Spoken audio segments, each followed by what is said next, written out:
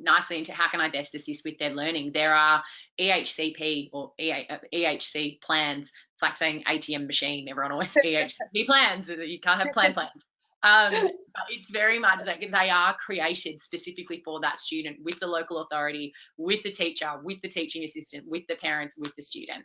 They are brilliant documents that children that are within SEN schools are quite fortunate to have.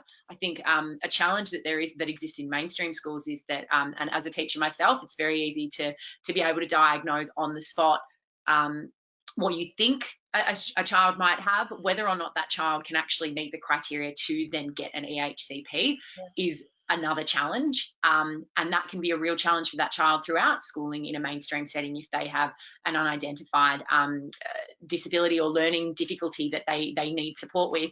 Some children can miss the cusp by like 2 points to get that support. When you're working in SEN schools, these children do have these plans, and they are very thorough, and they are constantly refreshed. They're constantly looked at again, which I think is a key thing too, because things do change. So I think from my understanding, how you can best assist with their learning is as Lizzie said before, educate yourself, train up.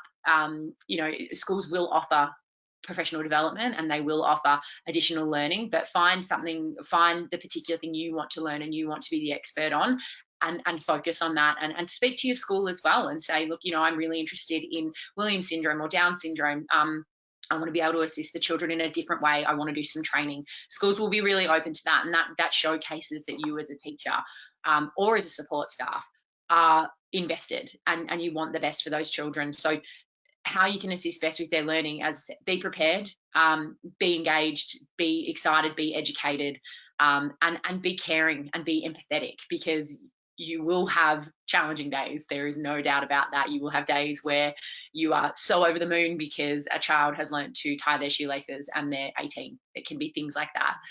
You will have days where you go home and you cry because you're so frustrated. But these are things that I'll say this from my own personal experience, these happen in mainstream as well. So you will have those sorts of things, but just be kind to yourself, and be ready to take on those sort of days.